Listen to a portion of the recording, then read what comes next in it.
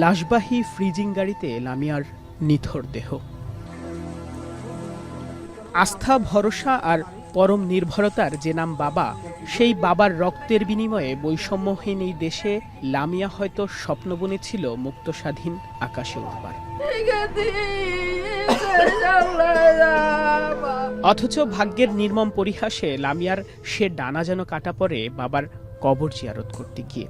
নানাবাড়ি যাবার পথে পটুয়াখালীতে গেল 18 মার্চ সংঘবদ্ধ ধর্ষণের শিকার হয় লামিয়া। ঘটনার পর থেকেই মারাত্মক মানসিক যন্ত্রণায় ভুগছিল সে। সামাজিক লজ্জা, চাপ ও বিচার প্রক্রিয়ার দীর্ঘসূত্রিতায় হতাশা ঘিরে ধরে তাকে। সেই চিকিৎসা নিতেই মায়ের সাথে ঢাকায় আসে লামিয়া।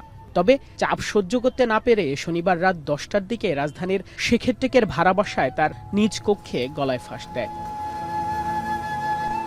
উদ্ধার করে সোহরাওয়ার্দী মেডিকেল কলেজে নিয়ে গেলে চিকিৎসাধীন অবস্থায় সেখানেই তার মৃত্যু হয়। এ সময় স্বজনরা জানান, মামলা হলেও ধর্ষকদের পরিবার প্রভাবশালী হওয়ায় মামলা প্রত্যাহার করতে প্রতিনিয়ত হুমকি দেওয়া হচ্ছে।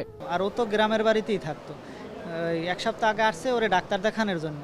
নিউরোসায়েন্সে ডাক্তারও দেখাইছে, ডাক্তার দেখাইছে। আগামীকালকে বাড়ি যাওয়ার কথা, ওই জায়গায় গেছে, আইসে দেখে দরজা আটকানো। এই ঘটনা। আসামি পক্ষের যারা ওরা প্রভাবশালী, ওরা মুন্সি বংশ, আর ওর মামার বংশ একটু নর্মাল, তাই ওদের যাদের বংশ প্রভাব বেশি গ্রাম অঞ্চলে তাদের একটা প্রভাব সবসময় থাকে। তাদের একটা শক্তিশালী একটা প্রভাব আছে। তার মামাও আমি শুনছি 2জন উকিল, 1 নম্বর আসামির মামাও 2জন উকিল। আমি এই ধরনের কথা শুনছি। যেভাবেই হোক তারা বাইর করবে, জমি ক্ষেত সব বেচা লাগে, তারপর তারা বুঝে নেবে বিষয়টা। এরকমও কথা বলছে, কিন্তু এই হুমকি তুমকি দেওয়ার কারণেই হয়েছে। রোববার সকালে পুলিশের সুরতহাল প্রতিবেদনের পর লামিয়ার মরদেহ নিয়ে আসা হয় মর্গে। সেখানে উপস্থিত স্বজনেরা এই ঘটনার সঙ্গে জড়িত অপরাধীদের দ্রুত বিচার এবং 24 ঘন্টার মধ্যে তাদের শাস্তি নিশ্চিত করতে সরকারের কাছে আবেদন জানান। আজকে ওই দর্শনের ঘটনার যদি প্রপার বিচারটা এরা করতো, বা যেই রক্তের উপরে দাঁড়ায়া এরা বিপ্লবী সরকার দাবি করে, আজকে যদি তারা পদক্ষেপ নিত, তাহলে হয়তো এই কচি প্রাণটা, এই কিশোরীটা এই পথ বেছে নিত না। সর্বোচ্চ শাস্তি হওয়া উচিত।